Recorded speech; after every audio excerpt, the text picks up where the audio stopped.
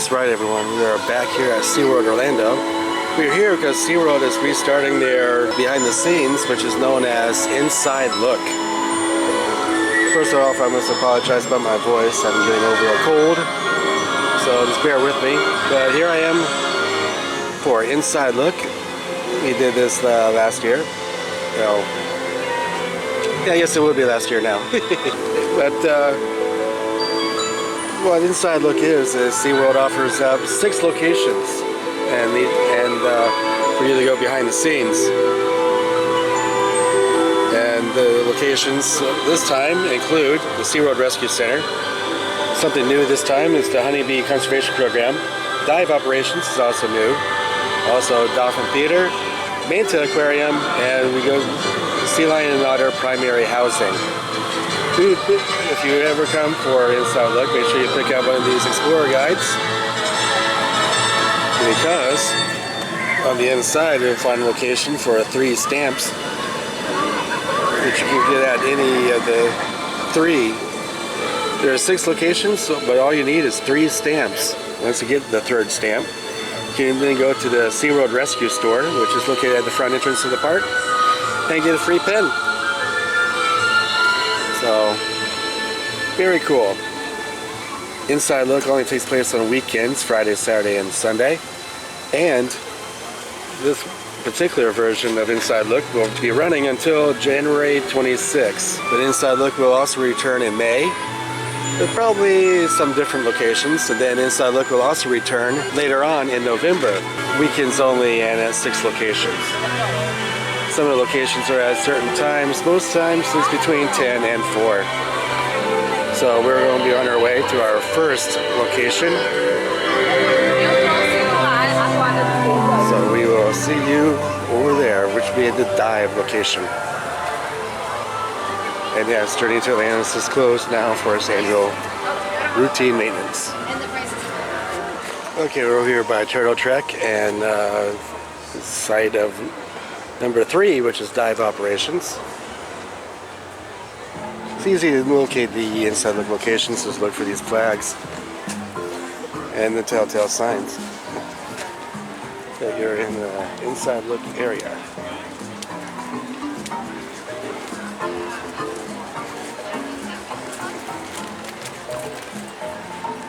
Okay, while we're waiting for the dive, I think we're going to go ahead and hit the Honeybee Conservation, which is right here. You got a big one. You're not a little one.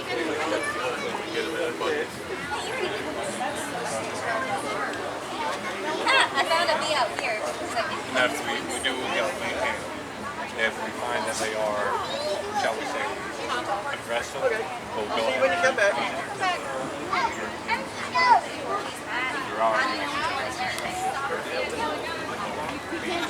Alright, let's see how the Google scenery is pretty seen. Let's see how the Google scenery is. You guys see exactly they got beat? Yeah. And that's the thing. I mean, when everybody sees bees, like foragers that are out on the Right. they're just out looking. Where does Waldo go? No, aggravating. Oh, she also looks She almost like looks like a little bitty baby cockroach.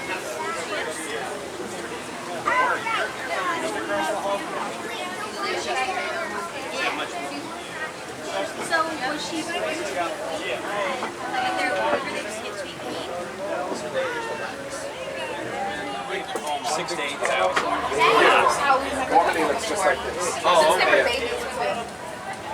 So what this foundation is that they spray like Queen wax is on it, queen and they start to build exactly Yeah, he's on the other the same kind of like pattern.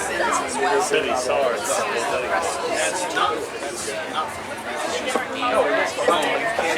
She's much smoother, she's not as fuzzy appearing as a worker bee. Her abdomen's much longer, much more light. So special feature comes with this like stamp myself.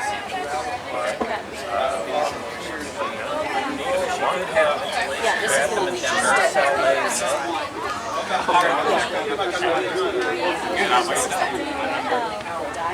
operations is at 1:30.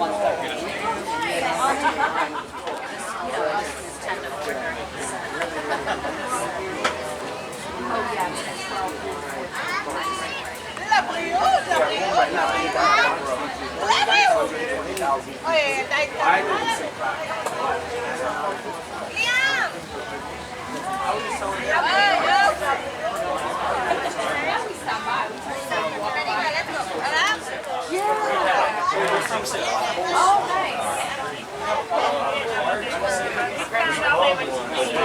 I don't personally have a car at all.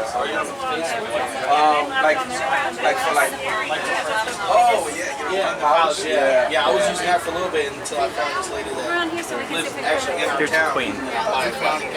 There's a queen bee, right? Oh, yes, yes. There's only one. So you're walking down. We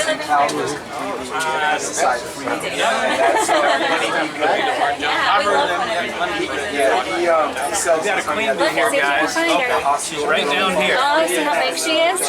See how big she is down there? The one in the back, crawling around. See her? She looks bigger and a little different than the other one. See her? Right there, right behind his finger, right behind mine, right there. See her moving up that way? See her wings? You can see her wings going down. She's not a big section. Her stripes aren't as pronounced. You want a sticker with a queen bee on it? Ooh. my church. 7 seats for that.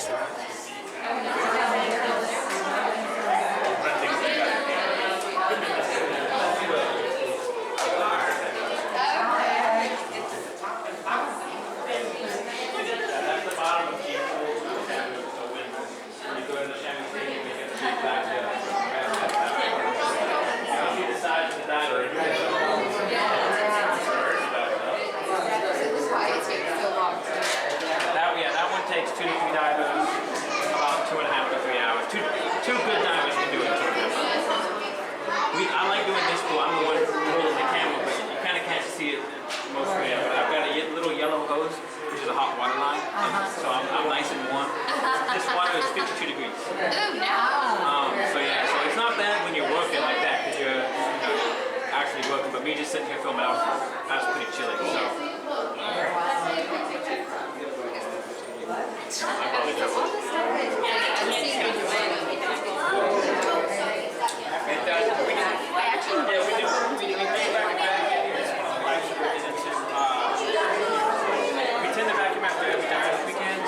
Careful because if we're not, if we do too much, we'll crash the system. It's like a fish tank at home. So it's too much, it's cloudy forever. More people actually be able to see it. That's not good, it's too much. We have to yell at the operator for that. That's Mike. He's one of our long-time senior divers. He's just checking his outflow coming from Shamu. So we do periodic maintenance on everything. And that is about 4 feet underground right now. So if that's why he's got the helmet on the surface supply. If he shuts his lights off, he's the most black you'll ever see. Yeah, it's just, And he's got the hard helmet so he can if something comes down, it's going to be okay. Right, and that's his bailout bottle. He's not breathing off of that. That's just his emergency air in case something happens to the wildlife. Okay, so he takes the lines down with him and that's monitored by that. There's someone up top right now that's controlling his airflow and talking to him on the communication network. And the person filming is a safety diver. So we'll have one diver that will actually be doing the work, and the other diver will be standing back just in case something would go there. That's the diver there. He's got a safety tether attached to him too, just in case. Is that why he doesn't have the hard helmet? Right. He's staying several feet back. If anything goes wrong, they can pull him back. The airline here also works as a tether. So if anything, we can yank him back. It's all attached to his body. And this is us vacuuming after we scrub.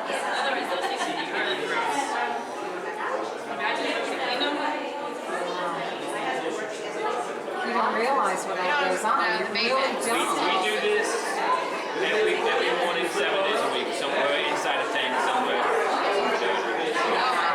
Every day we've got 3 to 4 crews. This is Inside Penguin. This is our coldest exhibit. This is currently 50 degrees.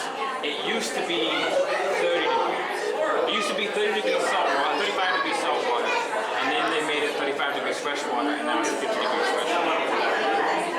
The only thing that's colder than this is a couple days a year, the lighthouse at the front of the park, when we first enter, we go in there to clean it, and that's ambient temperature. So when it's cold for a week long at like 30 degrees, that water is that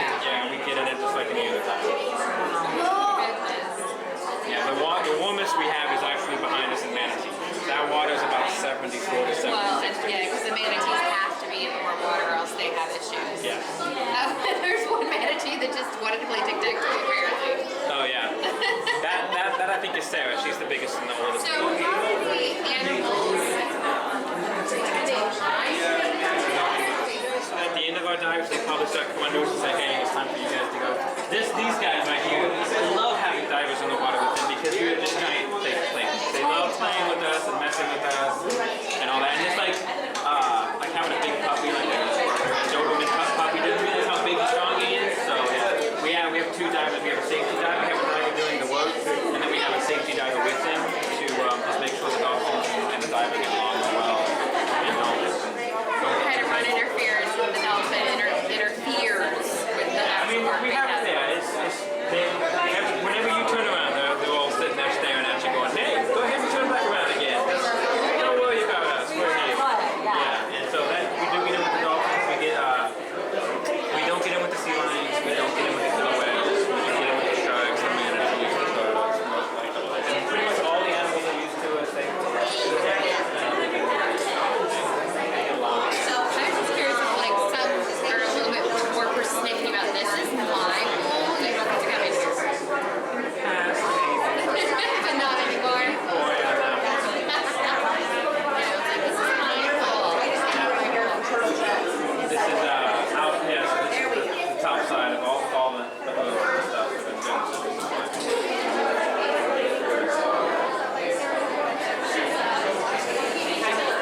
This is the area that you're getting to see a little bit about our dive operations.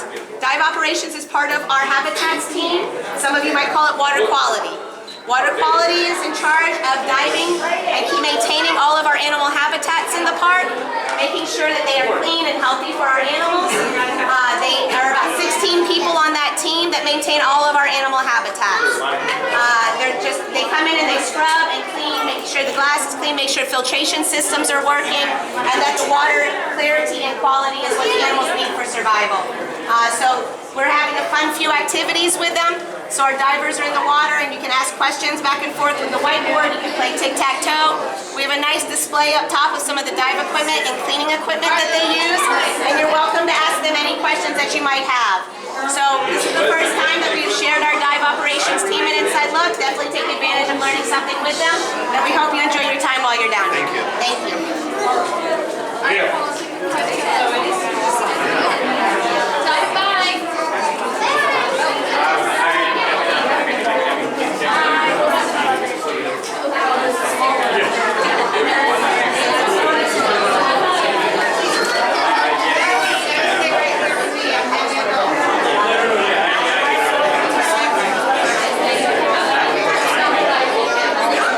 Okay, 2 down, 4 more to go. We'll circle back around to the rescue center. This is all about learning how with animal rescue. So you're going to stop in this area right now and soak up what little shade we have back here. So hello everyone, my name is Ashley. I am part of the education team here and I will be leading you through our North Support area and talking to the 4 different experts that we have in their field. So my first question back here, looking at the signs, for any of my girls, can you tell me what you think the #1 animal we rescue is? Which one do you think they rescue more? Manatees, turtles, or birds? Birds. Birds, yes. So when people think of SeaWorld, they don't necessarily think of birds. But many of the birds that we rescue feed on fish, and so they are found in those aquatic systems. And they find themselves getting entangled in fishing line, fishing net, plastics, and all those various things. Does anybody have any questions about anything back here before we hopefully move to the next station? Alright, so for my 4 friends who just joined us, my name is Ashley. I will be leading you through the area. The timing is a little off. All educators' time a little different back here, and so it's not quite precise.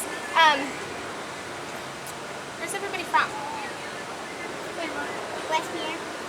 Okay. Where do we live? Where do you live? Oviedo. Oviedo. I'm from here, Orlando. Okay.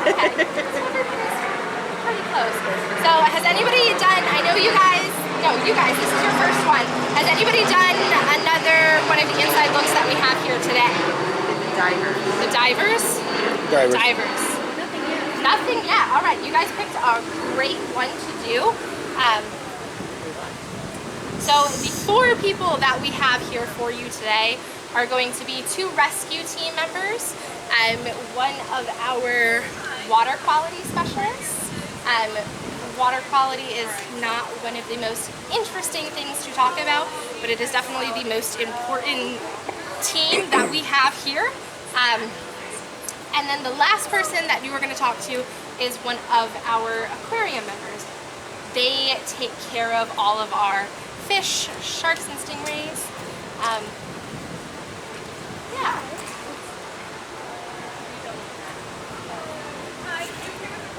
Yeah. Yeah, send them in. All right. So hello guys. My name is Ashley. I'm going to be leading you through this area. Where are you guys from? Orlando. Oh, where? Far away. Oh, from so far away. All right. Hello everyone. My name is Ashley. Where are you guys from? We're a long way away. Well, they're the farthest. All right, that's better. Okay, so y'all are local. I love it. So this is our North Support area. The reason we came up with the name is not super fancy at all. It is on the north side of the park, and it is our support area for our rescue team. Also our aquariums that we have quarantine back here, and that is one of the stations you're going to be going to. As well as on the far side, we're not going to be going there today, but that is where our operating room is. And then we are fortunate enough to have our own lab. So when our water quality guys get the samples from all of the pools here, we can run all of those tests on them, as well as blood and urine from our animals to make sure all of their levels on the inside are where they are supposed to be. So the first station, and we're going to be heading there now. We're going to be talking to a rescue team member, but we're going to be seeing our rescue boats as well as our marine mammal transport unit. We don't use the marine mammal transport unit a lot anymore, but I don't want to spoil too much of what my rescue team friend is going to say. So, and I apologize in advance, there is not much shade at this stop at all.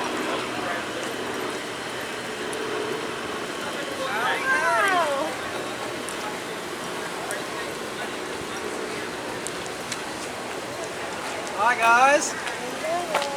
Who wants to know about rescue? You do. If you have any questions, feel free to interrupt me, and I'll just start rambling. I'll tell you what we do. My name's Mike. I'm one of, I think there's 20 of us on the team now. Most of us are full-time. Full-time generally doesn't describe what we do. We're usually here more than 40 hours a week. I can guarantee you that. Days off. You want a day off? Then have your phone go dead because it's probably going to ring. So, but it's fun. So what we do, we rescue injured and sick animals. That's what we do. If it's not injured or sick, then we want to let it go. We recently, just today, a few hours ago, I let a sandhill crane go that we successfully rehabilitated. We let him go. He was here over a month. We get animals that are here a little bit. We get animals here that are here for years. It just really depends. But we're doing manatees, sea turtles, tortoises, whales, dolphins, and manatees and birds, and yeah. So we do just about everything. The only thing that really stays the same with our job when we walk in the door is we know we're going to feed sick animals. We know we've probably got some blood work to be pulled, maybe some animals to tube, force feed, inject. We might have the vet asking for a certain animal to be x-rayed again, or whatever it may be. And then otherwise you're monitoring the phone, and we're here to go when the government calls. I think that's another thing people don't really understand is we're not just jumping in our toys and going and catching stuff and bringing it back here to play with. We don't go. And likewise, when we're releasing, that's not even up to us. It's just not. The government's telling us if they need our help, where they need our help, when they need our help, and how far they need us to go. We cover the southeast quarter of the country. So we're going all the way up. We just went to Virginia for 4 days for a manatee with that boat. So It's yeah, cold for a manatee. That's why we went. Why you was there. That's exactly why we were there. Yes. Hilton Head was another one. That was a guy stuck in a golf course. Yeah. Hilton Head. That animal was released, and we didn't take it up there and release it in cold water. We were nice. We went off the East Coast with the permission of Florida Fish and Wildlife. They tell us where to go and all that good stuff. So that would be if we're catching manatees. You and I are going to be on that boat. We can partially sink this boat, which puts us at a little bit easier spot to pull a manatee on. We're going out dolphin or small whale. We're using that boat. It's designed a little differently. One thing you'll notice is the motor is in the middle of each vessel. That allows us to keep ourselves safer and the animal from getting beat up on the way up into the back of the boat. In either case, we'll pull one of those boats or both with that truck, and we're gonna, for fun, take that chase boat and that skiff as well. And we gotta bring them back in something. If we catch them, we're taking that beachy van. So that's a whole lot of people. There's 20 of us. Wow. There goes half the staff, and you don't know for how long. The rest of the staff that might not be on that trip stays here and takes care of everybody else that still needs taken care of. So it can be hot and cold, I can tell you that. There have been days where there's been a lot of us. We've taken care of our animals here. The phone's been quiet, knock on wood. I wanted to go home early, use some sick time, and within an hour of thinking that, there it is. Nope, bye, get the boat ready. We're going to Merritt Island. We've got a mom and a calf. She looks like she's been hit by a boat, and because the calf looks to be nursing, we got to take him too. Those guys just got released last week. Oh, so there's one in there now that they said was a boat hit with a big There's a few of them over here with the baby. Yeah, but no, that mom and calf actually, I wasn't on that release. I was on that rescue with that boat. She almost sunk the boat. She was 1,500 pounds, and almost she did. Because our pump stopped working, we were taking on water. And yeah, I thought we were going down. So, but those guys, that was a success story. We fixed her up, and we released them. Not back at Merritt Island, although we like Fish and Wildlife prefers us to do that. By the time we rescued them and wanted to put them back, the waters in that area that we pulled them out of had gotten cold.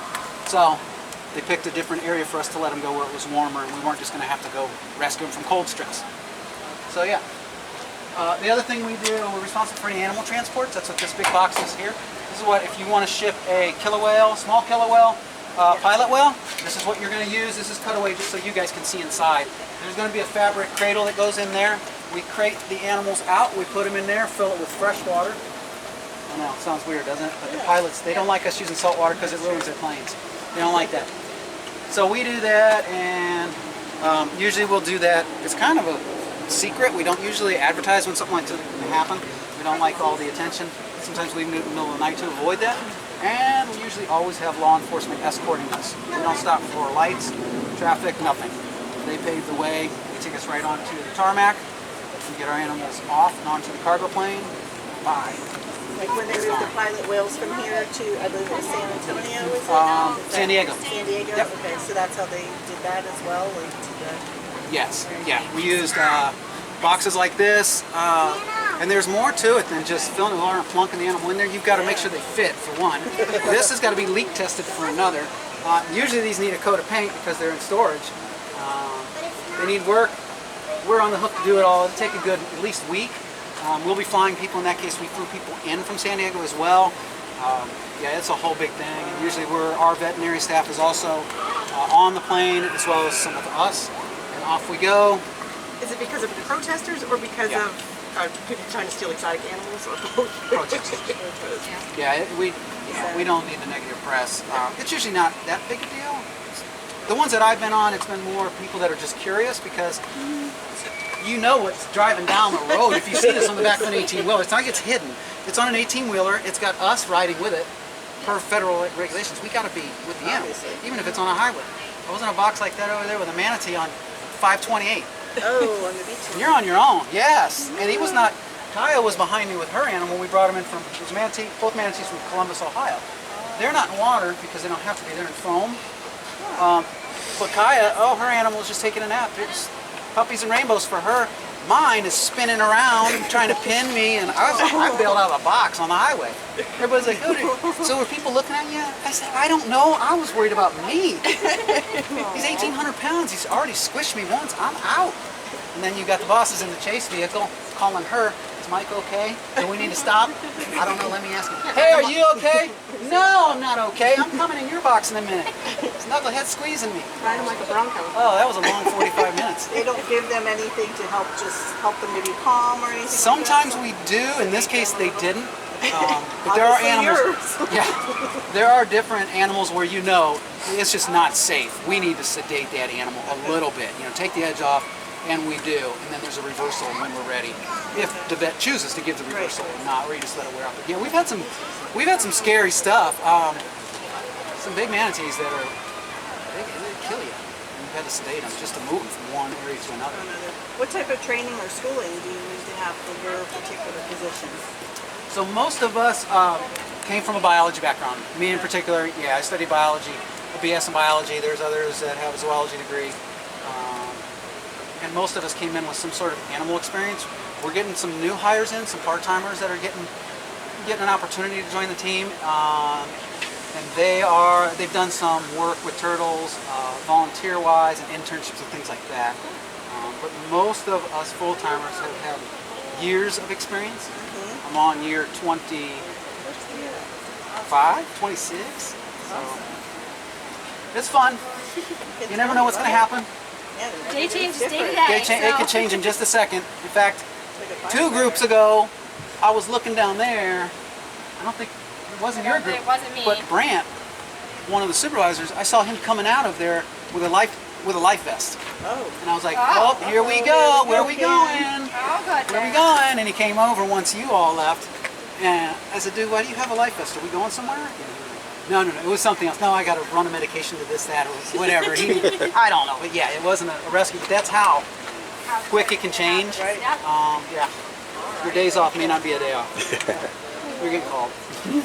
All right. Thank you. Thanks for coming, guys. Yeah, thank you. You're welcome. There is a little bit more shade in the area we're going next. Not too much, but I know. Today. All right, I love when people talk to me. Thank you. My name is Kevin, and I get the honor of talking to you guys about the extremely exciting topic of the main plan. It's fun stuff, guys. Highlighted before. Thank you. I will take you even if it's a lie. The main plan was actually built in 1974 as part of the original SeaWorld when it opened here in Orlando. Just like my sign up there suggests, it holds about 3 million gallons of salt water, and it services 5 different pool areas. And those pools are going to be Key West, Whale and Dolphin Theater, Dolphin Nursery Pool, Pelican Point, and then all of the North Support over here. Now, just like those names suggest, you're going to find dolphins and you're going to find pelicans in those exhibits. But you will also, depending on what rescue has at the time, find manatees. You can find turtles in there. So it's 4 different types of animals, pretty much for the most part, sharing the same water. Now, how each one of those exhibits work is the water goes from that exhibit through gravity, flows right back into a main centralized sump. From that sump, it's picked up by one of 4 recirculation pumps, pushes it through an ozone contact chamber, and then deposits it right back into one of these 2 giant concrete basins behind me. From there, the water is eventually picked up yet again, and pushed through one of 22 high-rate sand filters, where obviously the water is filtered, and pushed right back out into the exhibit. Now, this process happens 24 hours a day, 7 days a week. It's fantastic job security for me, because they always need someone here to do my job. Like I said, the water does go through an ozone contact chamber, and for those of you that don't know what ozone is, if you've ever smelled that really sweet smell after a thunderstorm, that's ozone. Now, here at SeaWorld, we use it as a disinfectant. All it simply is 3 oxygen molecules slammed together. It's an O3. It works really, really well as a disinfectant, and the byproduct is pure oxygen. So for us, it's kind of a win-win. Over here to my left, you see this white trailer with all the hoses sticking out of it. That's actually one of our many reverse osmosis systems here on property. Now, what we use an RO system here on property for is pretty much the exact opposite way that most everyone else uses an RO system. And what I mean by that is most companies use an RO system to create and capture purified water for things like drinking water, for manufacturing, things like that. Here at SeaWorld, we create that beautiful, clean, purified water to try to get rid of it. It doesn't make a lot of sense, I know, but in Central Florida, we get a lot of rain. This rain eventually builds up in our pools, and like I said, all 3 million gallons is salt water. so we can't simply dump it down the drain. And that's where the RO system comes into play. What it does is, it takes the system water and it splits it into two separate streams. The first stream of water is beautiful, clean, purified water. The second stream of water is all that water with all the impurities, such as the salts, the chemicals you'd find in our system water. Now that second stream of water with the salts and chemicals, we take that and we pump it right back into the main plant.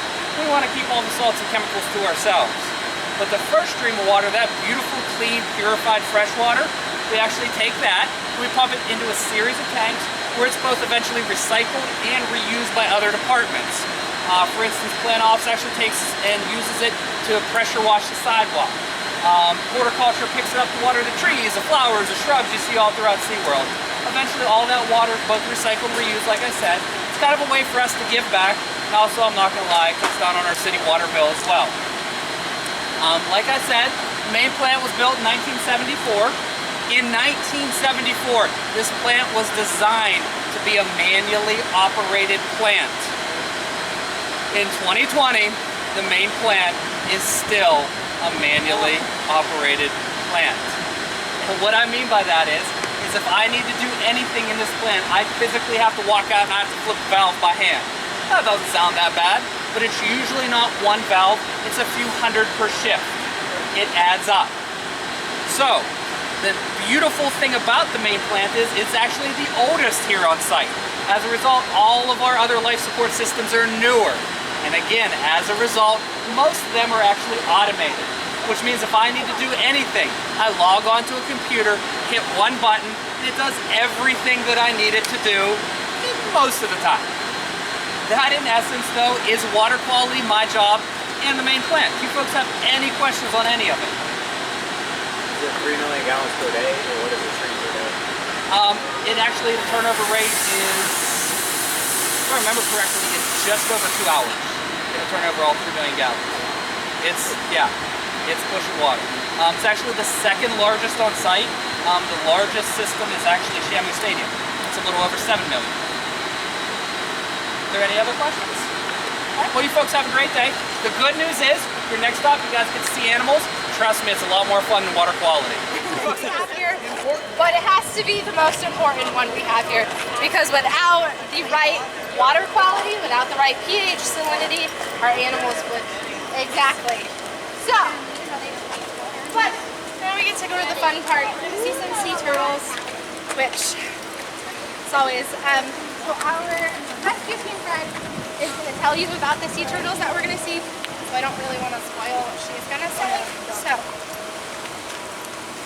yeah, there is at least one dolphin. There's two. How are you guys? You can come closer up so I don't have to yell. Lose my voice today. Hi everybody, my name is Lynn. I'm part of the rescue team. We were talking to Mike, who's also part of the rescue team, and some of those larger objects are for whales or dolphins, some larger animals, also manatees. But our team also rescues turtles and birds and any other small animal that's found close or dropped off to property. Like right now we have a gopher tortoise. We had marsh rabbits. If a squirrel needs help at its own property, like we'll help you. We'll help that. But anyway, this guy here, this is Boba Fett. He is one of our 6 green sea turtles that are in right now. He was critically injured. It looks like he was compromised by either a predator or a foe. He finally got in the water to swim. His butt end was up and his head was down, so our seamstress made an outfit for him. And we were able to weight the back end so that he can utilize his muscles and strengthen them and rehabilitate more evenly. So hopefully he's cleared for release at some point, but if not, he's going to be an ambassador for his species and hopefully have great care at either our facility or another facility. We'll have to see what the vets and Fish and Wildlife determine.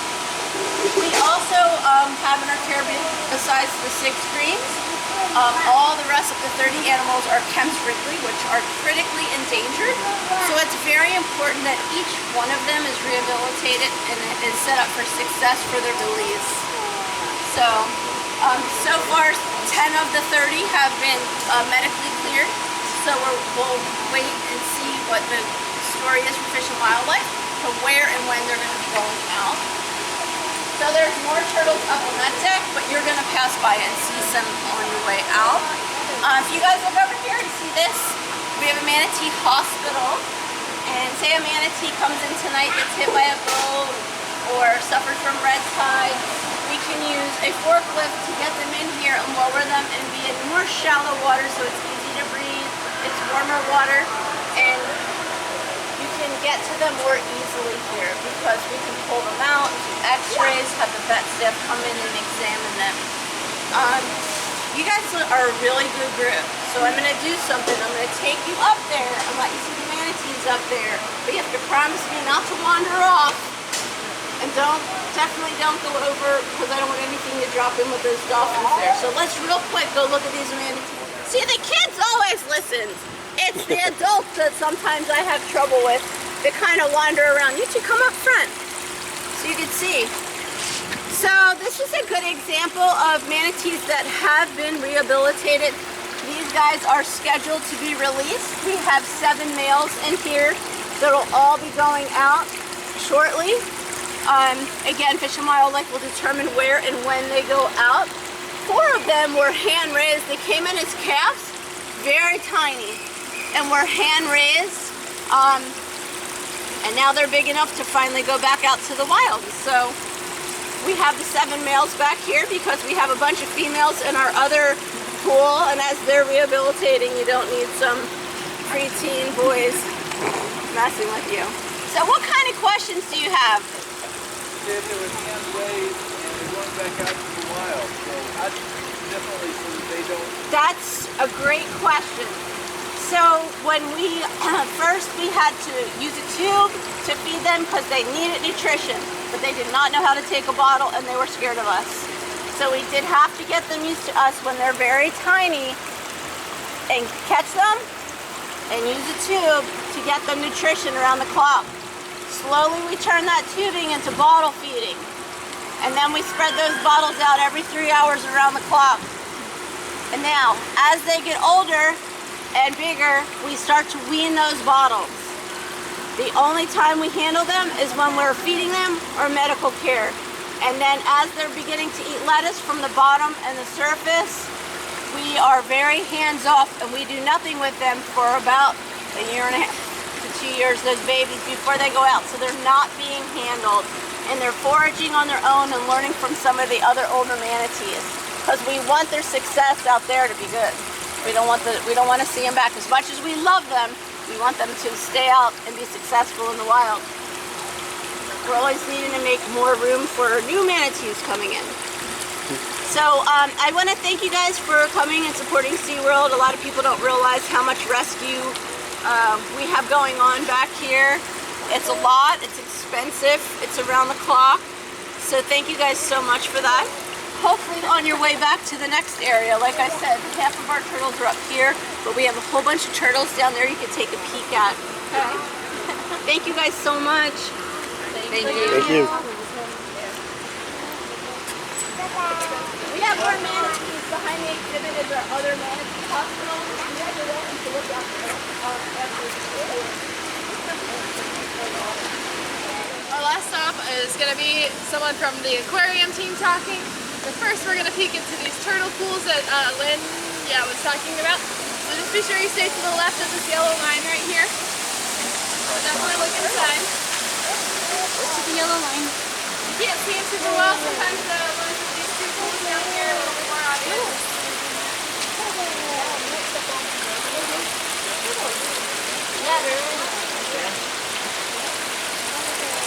So I don't know how much talk about these turtles here, but these are Kemp's-Ridley sea turtles. Kemp's-Ridleys are one of the most endangered species of sea turtles in the world. They were cold stuns from the New England area, so they came down here to kind of continue their rehab because they were rescuing so many turtles that they got a little bit too overwhelmed and needed more space for more animals. These Kemp's-Ridley sea turtles are one of the smallest species of sea turtles. These ones are juvenile, so they will grow a little bit, but they won't be quite as big as like a green or loggerhead that you'll see on our main exhibit if you go over to Turtle Track. We'll keep walking down to our Aquarius, and we'll get to see the turtles one more time on our way back out. they doing in the dolphin pool with the dolphins right over here? Yeah, it's so like they were there's- doing a lot of behaviors you'd see. Yeah. She was asking what are they doing in the dolphin pools. Those dolphins were dolphins that are part of our collection here. So they are school dolphins. They weren't rescues, and sometimes we just have to bring them back here for holding. They were playing with different toys. The technical term for those is EEVs, environmental enrichment devices. So we kind of were having those and having fun time with their parents. Thank you. Hi guys. You guys can come on up to the chain. There's air conditioning here, so do a little re-breathe. My name is Ashley. I am a supervisor here in the aquarium department. What do you guys think we as aquarists take care of? What kind of marine animals? Correct. Fish, yes. I mean, you've seen a couple different kinds of animals over here. We do take care of fish. Not birds. Actually, what I tell people is we take care of everything that's not a mammal and not a bird. So all the fish, all the stingrays, all the sharks, all the turtles out in turtle track. So this facility right here, this building, and then all the pools that are right next to us outside, all those large pools, that's all part of the aquarium quarantine facility. We also service Discovery Cove and Aquatica. So every animal that falls in that category has to come through this building. Mainly for one reason. If you think about the ocean, you go swimming, you go boating, whatever you do, you may not realize it, but there are a lot of diseases and viruses and parasites that live in the ocean. But animals deal with it, they swim away, go to a different area, handle it themselves. Well, that kind of stuff we don't want to bring into our parks. Now, if you're familiar with Florida, red tide is a big issue on both of our coasts. That's an example of something we don't want to bring into our facility. So that's why we quarantine all of our animals. Now, that can range from anywhere from 30 days to 6 months. All species are different, and that's why we have so many systems, because sometimes even members of the same species can't handle the same treatment. So we have to be very particular in what we do.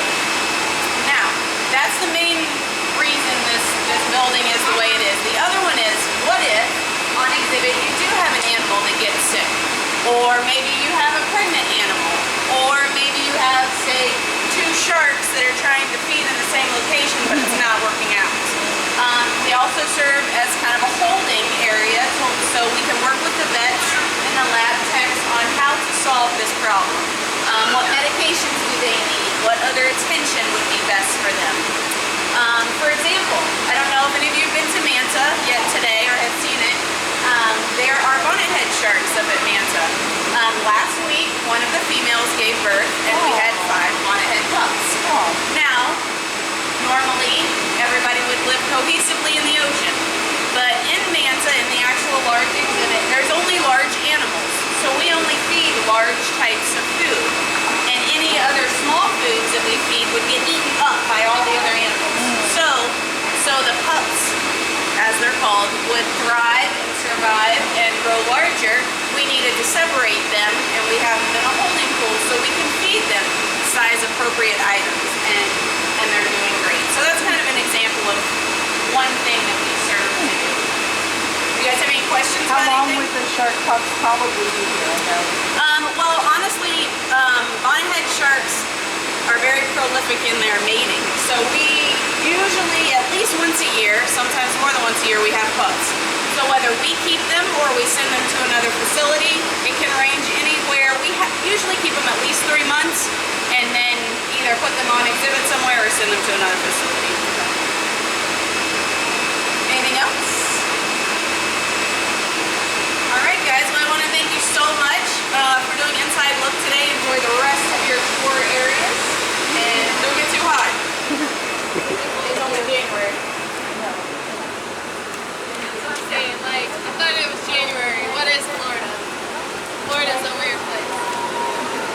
Wait a bit, watch the weather change. Exactly, yeah. I heard that we'll probably next week have a cold front coming through, so it'll be a little bit more chilly, but That'll be nice. yeah, that would be a very nice break. There's those Kemp Spridleys again. Definitely take a good look at them.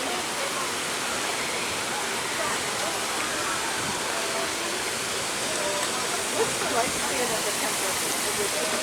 I don't know the specifics for the Kemps, but for sea turtles in general, it's generally about 60 years. So in that, you know, one Disney movie when the turtle's like 150 and still young, yeah, that'd be a really old turtle. It's a big group. So I just want to thank you guys again so much for joining us on our Inside Look tour here of the rescue areas. Definitely check out all the other 5 locations if you have not yet. If you haven't seen the honeybees, it's directly across from here. It's number 2 on your map. So definitely check that out. I've heard that they might have samples of honey and they can talk about the bee program and how we help save millions of bees. If you guys have any more questions for me, I'll be happy to answer them. But if you don't have any more questions, I don't really have anything else for you. So I hope you guys enjoy the rest of the day in the park. Thank you. Yeah, of course. Have a great day, guys. Okay, so that's now 3 down. We are halfway there. Next up, we're heading to the Manta Aquarium. So this time from a different perspective.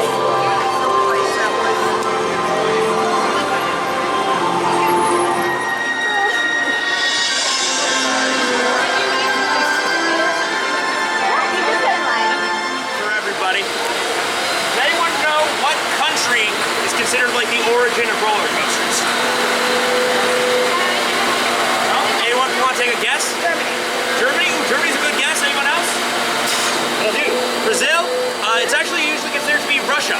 Russia, all the way back to the Middle Ages, would just build giant, basically snow piles, let the top of it freeze, and then pretty much just throw people down them.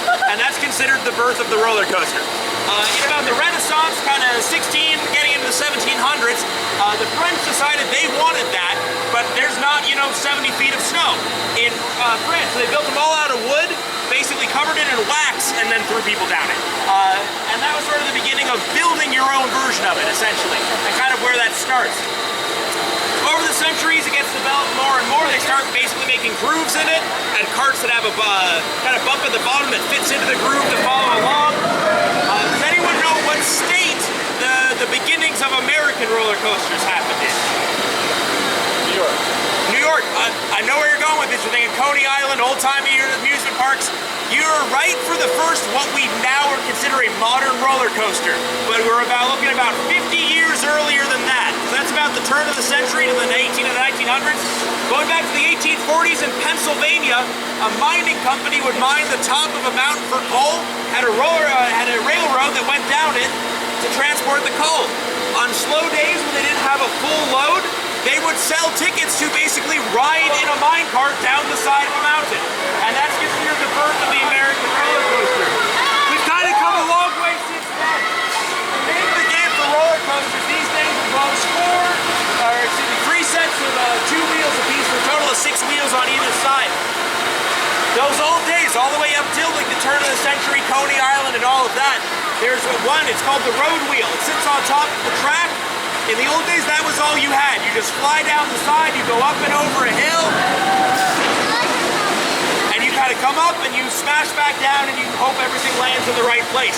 Eventually, they came up with what is called the bottom wheel, which is basically holds it in place. So you've got the 2 sets, the one above, the one below, holds onto the track on both sides. The stop push wheel on the bottom. Eventually they had the 2 that get added to the side. The side friction wheels are those smaller ones.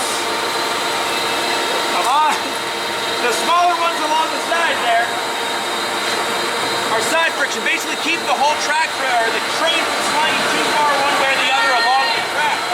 So between those 3 sets, it's impossible for the train to leave the track. This area directly above us here, that they just went through, is called a brake run. I don't want to terrify anybody, but most roller coasters, there's absolutely no way of slowing or stopping you on the train itself. All of that's built into the track. The trains have no brakes whatsoever. They'll have fins coming out of it, and in an area like a brake run or the end of the ride here, the fin slides through clamps. We hit a button to close the clamps and it grips it, slides, and that friction slows it down sufficiently. Nowadays, they're actually using more and more magnetic ones. Basically the same idea, but just a series of magnets that grab the fin and slow it down. Friction, of course, wears things down, so those have to be replaced pretty quickly. So that magnetic kind of extends their lifespan a good deal. We have to check every single bolt and screw every single day. Along the track in particular, you can see a lot of them right here at the end, especially this side here. But right above us is also a pretty good example where the two pieces of track meet and are bolted together. The bolts themselves and the area around it are made from a reflective material and then painted in matte paint. So we get here before dawn every morning, shine a flashlight over every single individual bolt in the 3,300 and some odd feet worth of track here. If any light shines back at us, that means the paint is cracked and we're getting some of that reflective material back. So it tells us something's gone wrong and we have to go and check it out. All right, folks, if you'll follow me this way, we're gonna head on inside. So as I said, we get here first thing in the morning to do all of that.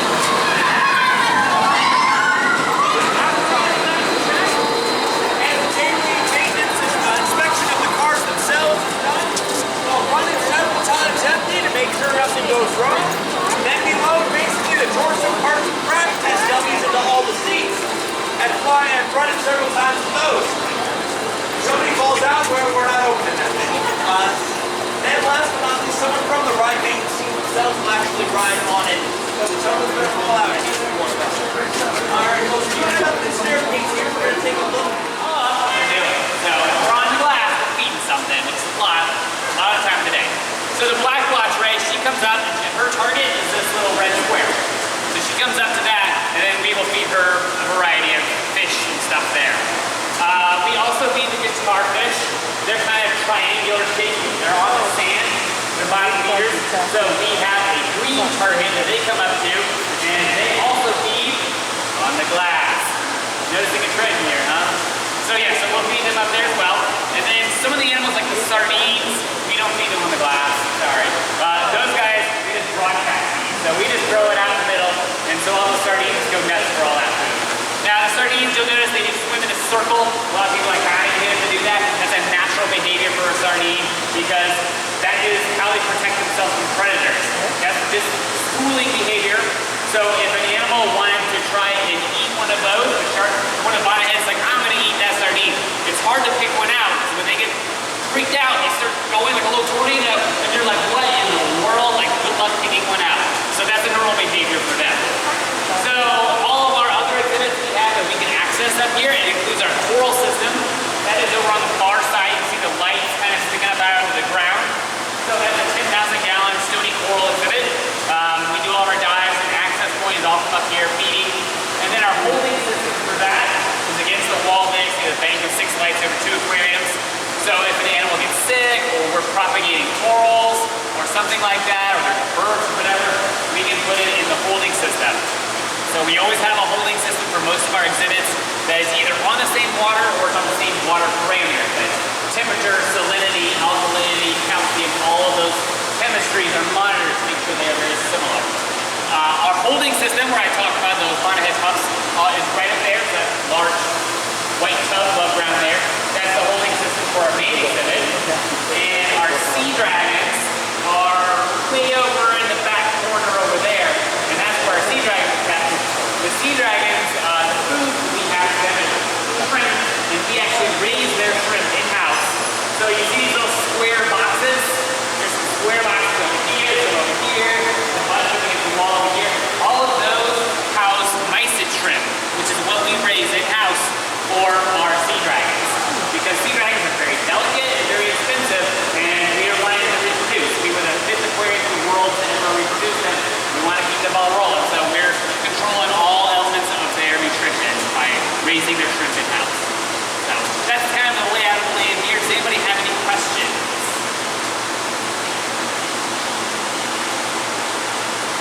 Yeah? Okay. Well, you guys can head on back down, and you are going to go to the support group next. Yeah. SeaWorld Orlando. You guys just got to see the cool stuff upstairs. You know, we really came for the fun animal stuff. This is another component to our job, and actually the reality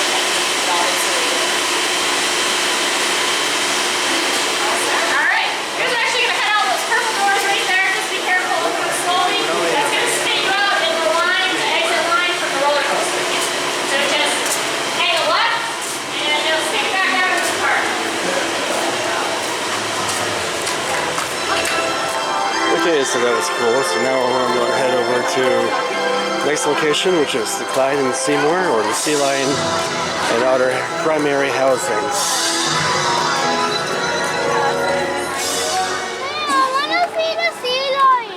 Well, thank you. My name is Brian. I'm one of the animal trainers here, and I have the pleasure of working with and caring for about 116 animals currently between our sea lion habitat and our back of the our sea lion stadium. Have you guys ever seen our show before? Yeah. Awesome. So you guys know? Okay, well right after this we have our last shows at 3:30. So come out, run in there, and yay, cheers on. But I'm going to have a chance to show you guys our back of the stage. Most people don't get this opportunity, so it's really cool. If you guys have any questions throughout this whole experience, shout them out to me. I'll happily answer any and all of my abilities. Two things I'm going to ask for you guys when you guys go in here.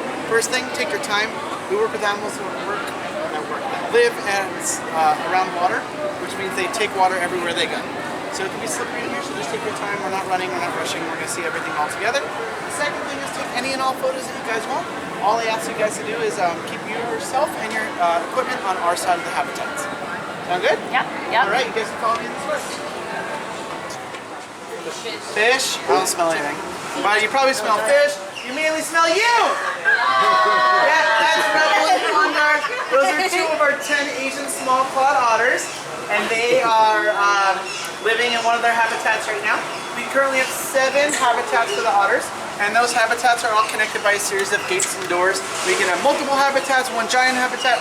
The thing with otters though is they are very territorial, and they are very big on scent marking. So I'm going to show you my impression of an otter right now. Do not hold it to me. But when otters are not sleeping or eating or playing, they're doing this. They're rubbing their bodies on anything and everything that they can. And when they're not doing that, they're very nosy. But yeah, I see you. They're getting ready to do this the next show. What's really cool about these guys specifically is how we train them. So just, unfortunately you can't see inside the pools, but I'm going to just kind of describe it. Very similar to our sea lion pools, so that makes sense. But each habitat, blank canvas, has a water habitat in it, dry space, and each otter habitat has what I like to call an otter house, with a heating pad built in, so those nice cold months keeps them nice and warm. That's the blank canvas. Now every day as their caretakers and trainers, we create palaces and all these fun different things that we can put in their environment to make it different. So our job as their caretakers, not only for the otters and all the animals, is to make every day different for these guys and fun and mentally stimulating. So we have different ropes courses, obstacle courses that we put in there. We'll hide things with scents and little pieces of fish places for them to get. So we're constantly doing and moving. And that's just their normal day. That doesn't involve the animal, the training part of it, or even the show part of it. There he is. Hey. There he goes. So one thing you're going to notice where Ben is walking through right now, we have a series of gates and doors and hallways throughout this whole place. This is just a little nook and cranny that you guys are seeing today. What are you staring at? They're like, it's showtime. They can hear the music, they know it starts the show. What you guys can't see is the rest of it, but this is just kind of a little piece of cake of what I'm showing you guys. But it looks like this, all these doors go back. The reason why you have all these doors and gates comes, remember the territorial I was talking about with otters? Where sea lions can be territorial as well, especially when it comes to dominant males. Right now, all of our animals that do the shows are all male sea lions. So, male sea lions especially go through something called rut in our summer months. So, summer rut, what that is like reverse hibernation. Summer months, they're very lazy, very lethargic, they don't really have a big appetite, and all they care about is the ladies. Summer happens to be our busiest time of the year. So we have to get really creative with how we work in or with our animals. So that's why these gates and doors come into a lot of handy, because say you have animal A and animal B and they do not do well, especially in the summer together, or they're not what we call compatible, they never have to see each other. We can close the door, have a gate, and they can be on both sides and never really have to interact, which comes into play mainly safety for them and for all of us. So what's really nice is all of our animals currently are all compatible, so we don't have to really worry about that. But if every once in a while we have that as an opportunity to be like, okay, you guys are tuned not into each other, we're just not going to have you go near each other. That's going to all coincide with their habitats. All the sea lion habitats, here's one, there's one here, so on and so forth, they're all connected by either hallways or gates or doors. So they can be one ginormous habitat with all the animals. Smaller ones, we can switch it up every single day. So same thing, we come in every day or the night before and we'll be like, okay, we're gonna sleep these animals like this. So we're gonna put them here. We're gonna put this group together. And so on and so forth. Any questions about that so far? Where do you put them if a hurricane's coming? Because obviously you can't. That's an excellent question. We can have them in here. Oh, you can? It just depends on the storm. So, and that, I know it's weird to say that. We, me specifically, are on the hurricane ride-out team. So when there's a hurricane, I'm here sleeping here 24/7 until it's clear. The animals are actually safest to be in their habitats. And then it's obviously my job to be here if there's debris or anything like that to remove it. Right. But to put them in like a smaller confined space, if that were to have like say a tree fall into it, they have nowhere to move out of that way. So what we would do is give them multiple habitats or access to multiple habitats. So that way, hypothetically, I mean, if there's like a tornado comes through, there's only so much I or they can do in a tornado, right? Right. So they're naturally built to be outside. In the ocean, these guys, you're not going to find them in the water most of the time. About 80% of their lives, they're sleeping on the rocks. So they mimic that here. So what they're going to do is they're most likely going to be in the water and underwater during those storms. Okay. So all these habitats. And they have water in here. Yep, you just can't see it. Yeah. They're all, everything on the back wall is all water. Okay. And like I said, there's gates that connect them to the other pools and so on and so forth. So it's just hard for you guys to see. The only reason you see them is some of the furniture. I gave them Pride Rock this morning, which is this little ladder they can climb, and they think they're meerkats all of a sudden. And they'll just stand there and be like that. But you guys are providing that enrichment for them right now. They're not exposed to these strangers like this all the time, so they're just being nosy and being like, what's that guy in the green shirt doing back there? He's filming me? Let me look at him right over there. So you're gonna see these guys very curious. Not only these guys, but all the animals here. Watch your back for 1 sec, sir. Neutron's coming through. I just might need a back with your card. I'll do it if I have to. Lost my train of thought. Hurricane. I think I talked about everything. Do you have any other questions about them? Yeah. But yeah, we're here all the time, so that's our job as our caretakers. Unfortunately for us, instead of being home with my family, I'm going to be here. Not unfortunately, because that's my job and this is what we spend our lives doing, is caring for all these guys here. Any questions about anything over here? Okay, so there's going to be a common themes that I keep talking about. So gates, doors, connection, we're moving this way. Because even though this just seems like a people hallway right now, all our animals come out here. That's why there's water and drains and everything everywhere. So, we're going to hang out right over here. Hi Jeff, how many your names said Jeff? That's Jeff, guys. Jeff. Hi, Jeff. It's always a pleasure getting to work with my father every day. Bye Dad. Alright, we're looking right over here this way, guys. So this right here, does anyone know what this is? Don't look at them, they're spoiling the surprise. No, I know, they're cute and adorable and you can't stop looking at them. Anyone know what this is? Negative. Any guesses? This is an x-ray table. You're like, what? No, it's not. It is for otters. So what's really cool about how we train the animals here, they all participate in their own healthcare, what we call husbandry behaviors. Who likes going to the doctor here? It's like, someone puts their hand up, I'm like, you're a liar. But it's really important to take care of our animals that we have within our care. And to do that, we actually train them a variety of behaviors that help with that. So, what these otters are trained to do, which if they say, if you can train an otter, you can train anything. Their attention span's 3 to 5 seconds long. Perfect example, rub them with one, they're like, hey, look at this video. Okay, what are we doing next? So they're like, okay, moving on, moving on. So, what we train these guys to do is come up their little tiny little otter stairs and put their paws on different parts. There's an insert with our x-ray machine that goes right here, and our veterinarians or veterinary technicians will stand behind them and take the picture. So all they're really doing is coming out, looking at their trainer and holding onto something, and they're like, this is cool. For us, it's really important because now we get an x-ray of their full body. For those of you guys who have dogs or cats at home, most likely if you're going to x-ray those animals, you're going to have to knock them down with anesthetic, right? These guys, they just do it, they'll stand there, stay nice and still and take a picture, which is really cool. That's just one example of the multiple things that we can teach them. So, for example, if you go to the doctor, you're most likely going to be asked to get a blood sample. We have the animals, instead of holding them down, present a part of their body, sit nice and still, and look at all blood. Ultrasounds, urine samples, fecal samples, anything you can think of, we can do that. Sorry. Wait a minute, you get one of these animals to go to the bathroom on command? In a cup if I want. Yep. All right. Dolphins, whales, anything at SeaWorld. They've actually trained some of the fish lately. They do, I don't want to say every single behavior, but all of them.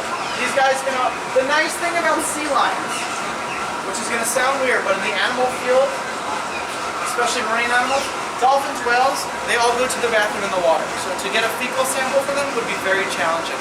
So we've trained them to roll over and just produce a fecal sample until it's up for us. These guys, they go right on the ground.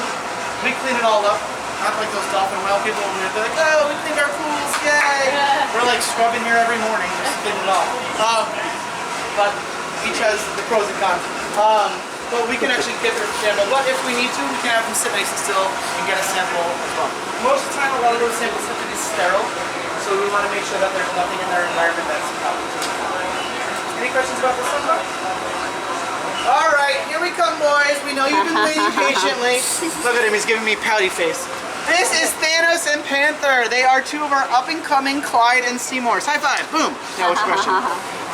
Earlier, one of them was like over here and he was like... Oh, yes, yes. So, these are what little KinderCare sea lions look like.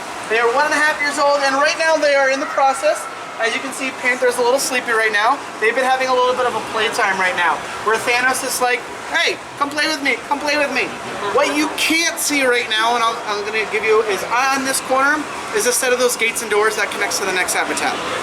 It's there, but what we did, because we physically can't take you in there right now, is we made a little diagram of all of our habitats. So all of this is all the sea lion and walrus habitats that we have. The otter habitats, you can see those all. These are all. What the blue tape does is it represents either a gate or a hallway that connects. If all of you lovely folks weren't here right now, these two sea lions would also have access to this whole hallway, the courtyard, maybe another pool over there. It just depends. We make it different and fun every single time. Like I said, sea lions, because you were asking about water before, sea lions spend about 80% of their lives on land. They're generally only in the water if they're hunting or getting away from predators. Not hunting here, or playing obviously in the water. So if you guys go out to the exhibit a little bit, that huge environment, he's like, excuse me, Mickey Mouse, that's not here, we're at SeaWorld. Just take a little step back for me, buddy. He's bigger and taller and stronger than you, even though he doesn't look like it. Keep happening. What was it just talking about? Oh, different environments, yeah. So we've trained these guys to go anywhere and everywhere with us. Do you need one of us? No. I was like, I didn't do it. So these guys go anywhere and everywhere with us, so we want them to be completely calm. If I was sitting out here having a meeting with one of my coworkers, say, talking about the last show we just did, Panther and Thanos will just come out here, whether they're hanging out with us or play with toys. They're constantly out here. That's how we strengthen our relationship with these guys. Much like your animals at home, the more time you spend with them and the more fun you have with them, the better we have a relationship with them. That being said, we do that because we bring them to all these different and interesting places that they might not normally go. That being said, we're going to come out to this courtyard over here and talk about that.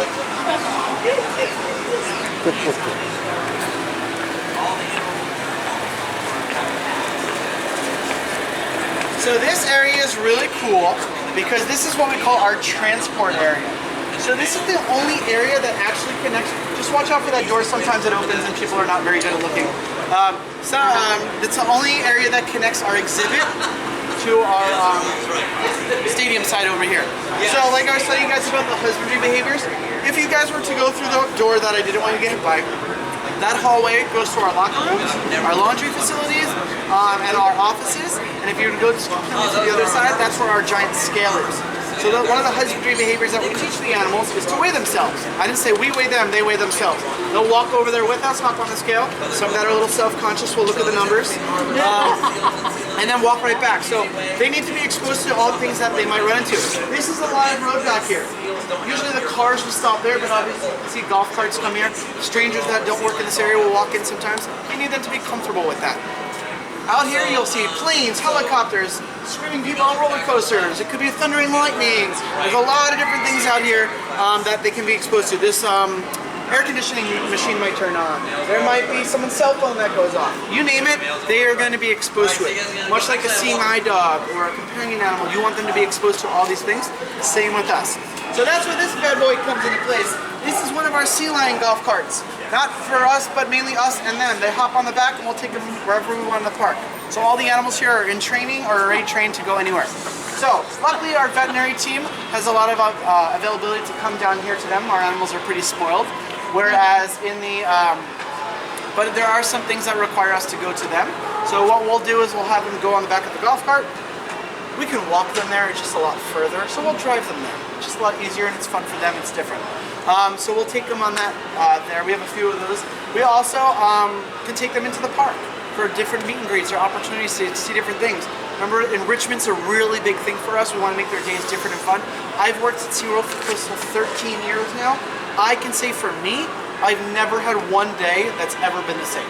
And there might be this little change, a big change, but never had a day that's the same. It's my job as one of their caretakers to make sure, not try, make sure that their day is never the same. So whether it's you getting to see these people today, I'm going to put this in your pool instead of that. We're going to go for a golf cart ride. You're going to do one part of the show, you'll do two parts. You might do the whole show, you might not do a show. Whatever the thing, you're going to be living with this animal till you might be different. All these fun changes keeps them mentally stimulated and kind of keep them guessing of what we're going to do next. Because what's really cool when we work with these animals, you're going to see it if you see our show. They're like doing this to us. If on the ceiling, they're like, what are we doing next? What are we doing next? What are we doing next? Because we keep them guessing. Remember I was talking about rut and how like they're not motivated in the summer and it's our busiest time of the year? So if most people think, well, you're just feeding them. I'll tell you right now, these animals are not machines. They don't eat all the time. They get full just like we do. And we still need to be able to interact and do things with them. So it's our job to make it really fun and different. So yes, do we feed them? Absolutely. But guess what? If they don't want to do something, they're getting their food no matter what. Their food, their love, their attention, it's a win-win for them. We've taught them it's okay not to want to do things. That's okay. I'd much rather you want to do it, and when we do, we're going to make it really, really fun. But if you don't want to do it, we're going to make it just as fun. We might not do exactly what we were trying to do. We might move on to something else. We might come back to it. It's going to be different and fun. What you guys will see a lot of times in our shows is when they don't want to do something or when they're just interested in doing something else. Because I can tell you right now, I can't stop a 700-pound sea lion for doing something that they don't want to do. I can't tell an otter to do one thing when they have something on their mindset. Like I said, shiny object, they're like, yep, gotta go, gotta do something over here. So we have to be one step ahead of them. That's why they're constantly paying attention. So we gotta really plan out what we have to do and be able to actively think, okay, he's kind of looking like he wants to go this way. I gotta go this way and do this over here. So we really gotta keep them on their toes because these guys will tell us really fast, nope, not doing it, gotta go by. And then you're like, all right, I'm on stage in front of 3,000 people waiting at everyone. So you'll see a lot of that happens all the time. That's where you gotta be really, really creative. Any questions before you?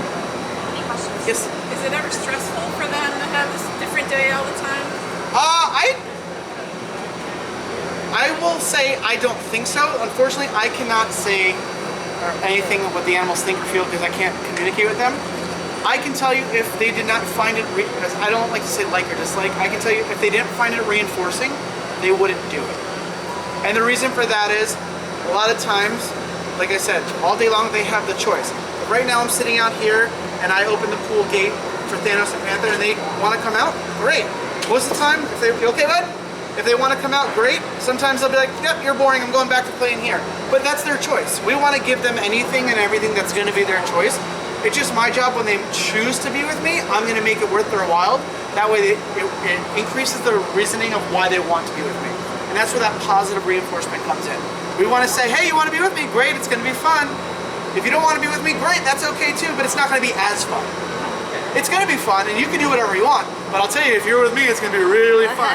So kind of like your kid, you know what I mean? Your kids at home, you're like, you do your homework, you're going to get ice cream. If you don't do your homework, you're not going to not get dinner, you just might not get the ice cream. You might get broccoli, then you're going to want to do your homework, you know what I mean? So there's all these different ways that we're showing them, you're getting everything you need, but we're going to make it really fun. Like what if like you're on stage and they're on stage and they're like, nope, I don't want to do it, then what do you do? And I sing and dance for the audience. It's not physically, but I got to entertain them. Here, let's head up this way and talk a little bit more to these guys. That happens on the daily. And unfortunately for you guys, which you don't get to see, I saw you trying to steal that. I always wanted one at my house. Isn't it cool? I always like, they're like, which cart do you want to take to lunch? I'm like, that one. Sea lion. Especially because it has a little sea lion on the front. With the sea lion on it, right? Yeah, I never noticed that.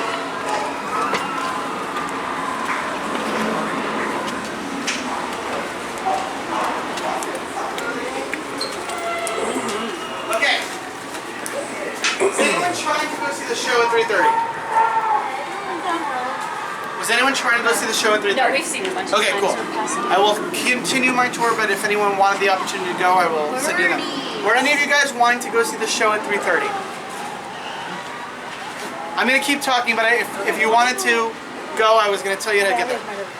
Okay, it's the last one of the day. That's the only reason I'm saying that. Okay, so up here, this is our Pacific Point Preserve exhibit. It is currently home to 91 seals and sea lions. This is an active breeding population. We have very, very successful breeding program here. So successful that we're like, there's so many. So you're gonna see when you guys go out to look at the animals today that each of the animals has a tag on the back. Much like kids might get a piercing when they're babies, you know, they don't remember it. It's one of the ways we can identify them when they're pups because they look so similar. Here, our goal is to have their moms raise them. In those weird instances where we have to hand raise them, then we obviously get that one-on-one attention.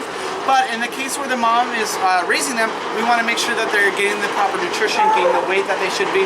So we need to be able to identify them. So you're going to go down here today and you're going to see animals that have a very bright color and a number. As they get older, that's where we start to get their characteristics of, well, this one's a little blonder, darker. But we won't have that until they're older, so we want to make sure that we can identify them. So that's what you're going to see. Now, those tags don't seem to bother them because you're going to go see that all the adults pretty much still have all their tags on them. But it's something that if they really wanted to get it off, it was bothering them, or we saw it, we would just remove it as they get older, but most of them seem to not care because they don't know the difference between it. They're like, no, that's mine. What was your question going to be?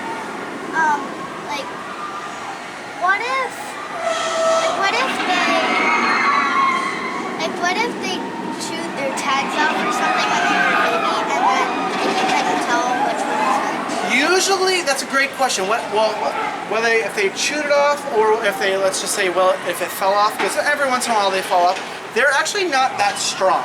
Not the animals, the tags. So if they really wanted to get it off, they can get it off. And if we noticed that they fall off, if it was one of those pups where we needed them to be identified, they already have the hole, so we would just put a new one on. But as they get older, if they already have those distinct characteristics where we're like, okay, we know that's Coffee, we don't need her to have a tag, we would just have her tagless and just make sure that we're... But as they're getting older, like I said, Carla specifically, I'm still working on it and I'm never going to claim that I know them all without looking at their tag number. Carla can tell every animal out there apart, but she's been working with these guys for quite a lot longer than I have. I've only been back at Sea Lion for 2 years and 116 animals, there's a lot of faces and birthdays and everything to remember, so those tag systems do come into play very well, especially we are averaging anywhere between 14 to 16 pups between seals and sea lions every year. So it's like, once one pops, they're all coming out and you're like, oh my gosh, I have 16 new animals to learn. Which is great, we welcome everyone. What's that? One at a time, so the nice thing is we have a very active population. The great thing is I can already tell we're going to have quite a few sea lion pups born this year. Which just means more for me to memorize.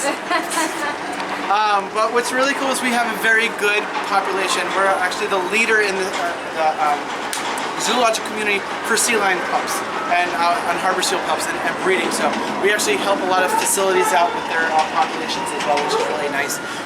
In the zoo community, our ultimate goal is to have healthy, active populations and work together. Like I said, the last thing I didn't talk about is our walrus. Our walrus, her name is Slowpoke, no pun intended. She is 42 years old. She's the oldest walrus in the Caribbean right now. There are only 14 walruses in the Caribbean in the United States right now. So we actually all work together as different facilities to keep that population going. So you're going to notice today, if you guys have a chance to go to our wild Arctic area, we have a little family of 4 walruses there right now. We have a mom and dad and their little pup, and we recently just did a little bit of a walrus exchange between a couple of facilities to help preserve that population. So we had our two-year-olds just recently go to the Indianapolis Zoo, and their adult female came here, potentially to go on some dates with our adult male. Like I said, there's only 14 left in the world, and we learn a lot by having these animals here. Like I said, 42 years old. Back in the day, they thought walruses only lived to about 20, 30. We now know she's 42, she's still in great health. Obviously, she's getting older, a little slower, a little more arthritic and stuff, but she's still very, very active and very, very involved. She's still doing shows. She's the only walrus in the United States that does shows and stuff. So she comes out. She has her own little segment. It's really cute. And she's the queen around here. She's like, I'm not doing anything today. We're like, all right, cool. We'll just sit there and massage her all day. She's the most spoiled thing I've ever seen. But one of the things, she's actually one of the only walruses that we actually get in the water with. So she'll sit in there. Her favorite thing to do is float and just have us like rub her down, hang out. But she's actually, since she's our only walrus here, she lives with a lot of sea lions or gets to encourage sea lion. And there's nothing she loves more than little sea lion pups. She will literally take as many as she can and put them on her back and just float around. It's the cutest thing in the world. But we're like, okay, please give us the pups back, thank you. And she's like, no, they're mine. What's that? You got your picture with Sea lion? And a walrus? Yeah. So right now, walruses, we kind of thought 20, 30 years is average. Not to say that they can't live as long. I will say if Slowpoke was in the wild, she probably wouldn't still be alive. She doesn't have tusks, and she doesn't have very good eyesight or hearing at this point, so she'd probably be susceptible to being a killer whale's meal at some point, or multiple polar bears, or you name it. Sea lions, right now, 20, 25, 30 years is kind of average. We have sea lions in their 30s, almost 40s right now. And then we have otters, 10, 15 years is average. We have otters that are in their 20s. Our oldest otters live to about 30. Not to say that they can't live that long in the wild and natural environments, they most certainly can. There's just a lot of factors out there contributing to them not living as long. Pollution, overfishing, human interference. Where here, they don't have to worry about those things, and plus there are factors contributing to them living longer. Medical care, proper diets, clean environments. The water that these guys live in is cleaner and safer than any ocean that you'll ever be in. Has anyone ever been in the ocean before? Who thinks you can open your eyes in the water in the ocean? Who thinks it's because of the salt? Why is it? Pollution, sediment, that's what's bothering your eyes in there. Here, our water is all salt water. I can see it clear as day in there. You might, your first time or second time. Exactly, right? And your first or second time in there might be a little weird just because your eyes aren't used to the salt aspect, but it's not burning because of salt. How long do you guys keep the pups? Like, if you have to get rid of them, like how long do they have to sit for? So we don't necessarily get. So most of our pups them to another facility. It just depends. Everyone's gonna be different. The only time we've ever I don't want to say need, but ever move animals to other facilities is for a reason. Genetic diversity. Like I said, we have a very good relationship. Here, come over here just so nobody gets run over by this group. We have a very good working relationship with most of the zoos, or probably all the zoos and aquariums within the United States and even all over the world. And the last thing we would ever want to do as a company is have to take animals from their natural environment. We have a very healthy population here. We want to keep those populations growing, mainly because we are able to save species that way. I don't know if you guys know anything about rhinos, but they're all going extinct. If it wasn't for zoos and aquariums, they'd already be gone. But they don't stay their mom for like until they're 15 or something. It just depends. Generally, they have one pup at a time, and since these guys have a pup every year, not to say that those pups are going to get the boot, they're going to get the boot after the next pup comes out.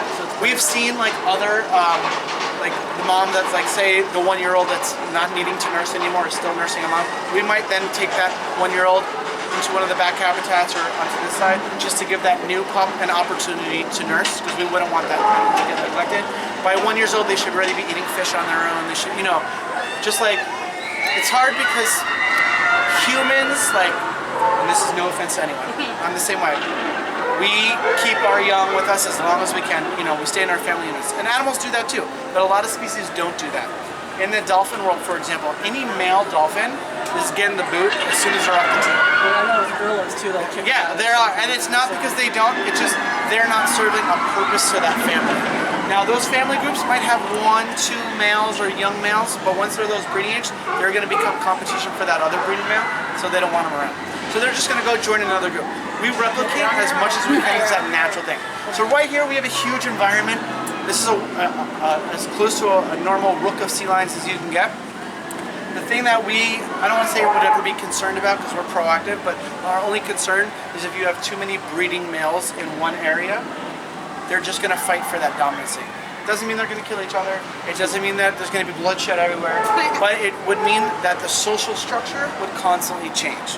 And the biggest thing when any animals, there's the matriarchs of the human family, patriarchs, whatever you want to call it.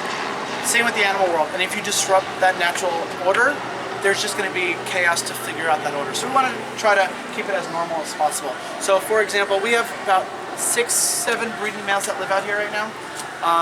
If one of them is showing territorial, we'll just have some to come off. Whenever that male's showing that he's calming down a little bit, we'll bring him back out. Or vice versa, we'll bring that male off, give everyone a turn out there. So like I said, that's where that every day is different comes in. But out here, we just want it to be as structured and normal for them, because that's the norm for them. How many does that habitat hold? This could technically over... Well, what you can't see is it actually goes underneath as well. Oh, so this is okay. the part where you guys can see. Right. And we have, anytime we have animals exposed to people, we have to give them what I like to call the safe haven away from them. Right. So they can go under here, and then we have underneath where we just were, all these back habitats. So if they're showing us, oop, I don't want to be out here, I could either walk back there on my own, The trainer. or we'll just ask them if, we're like, ooh, Coffee's like not interested in being out here at all, then she'll just go back. What's really nice about, remember how we were talking about reinforcing and making it fun? Well, one of the fun things that we've got you guys an opportunity to do is to be able to feed them. So now they associate you guys with something fun. Now that food that you guys are giving them, that's not all their food. Because most people are like, that one didn't get any. That's kind of like a bonus for them. These guys are all given a diet that we give them every day. And that food is factored in, but we are out here watching, like Carla's out here right now. She's here to answer questions, but we're keeping in mind what animals are eating. It's kind of getting towards the end of the day, so you're going to start seeing most of them sleeping and stuff right now. But we're going to be like, okay, Chunky Monkey over here has had about 5 extra pounds of fish today. We're going to take that away from her normal base, because she already got it. We don't want them to overeat either, because then they'll become slugs and, they'll go into rut now, and then we'll be like, it's January. Is that at night? Is this all open? It just depends. Like I say, every day is different. These guys out here, like I said, that social structure that they have, they actually prefer to live within their little groups within the group. So we will give the different groups access. They're all trained to come off in their groups and stuff like that. But most of them choose to be out here more. This is just more comfortable. Remember I said earlier that like rocks are comfortable for them? There's so many hidden nooks and crannies that you guys can't see in there that like this whole thing like under here is like the big cave, so they'll just go in here, and it's more chill out here. So it just depends. We give them the choice. Now, that's to say, we're out here looking at these guys every day. We see the choices that they make. So I'm also not going to be like, you need to come back here if you want to be out here. So like I said, so there are some nights I'm just going to close the door because I know they're not going to come back here. And by me closing the door, I can now give these animals in the back this whole space. Because there might be like one of those breeding males that can't be with this breeding male. So it's like an ebb and flow. And like I said, that's why we work with them every day, because I know what they need. So I'll be like, okay, since Chris is in the back tonight, I'm going to give Chris these 6 pools back here. And that way Rocco can peacefully stay out here, and I don't have to worry about them going after each other and not sleeping. Because whereas, oh, they were cool all day long, let's just open everything up. And then obviously those back habitats are there as well. If someone needs to be in the back for medical purposes, or we want to give this mom cub some bonding time because there's too much going on here. We have all that space for that as well. Those shows come out here. They not like on the daily, and mainly because they're all breeding males, so we wouldn't want that. But they have at some point. Well, if you guys have any other questions today, Carla's going to be up here for you guys if you want to ask. Thank you all for joining us today, and I hope you guys enjoyed it, guys. Thank you guys. Thank you.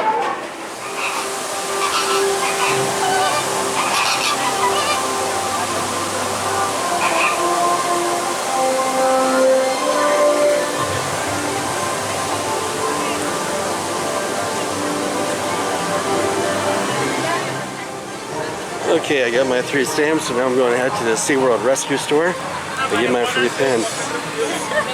So that's 5 out of the 6. I'm not going to stick around for the last one, which is the Dolphin Theater. As my time has run out. But I have placed a link to that from last time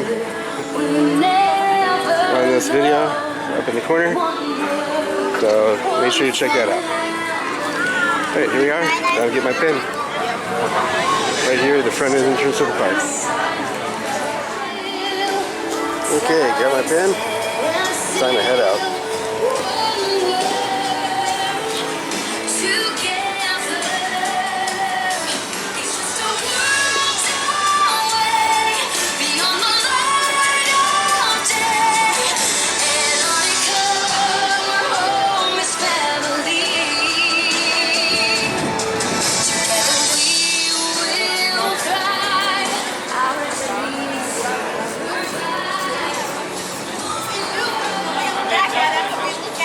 Look at y'all. I'm like, look how rough I look.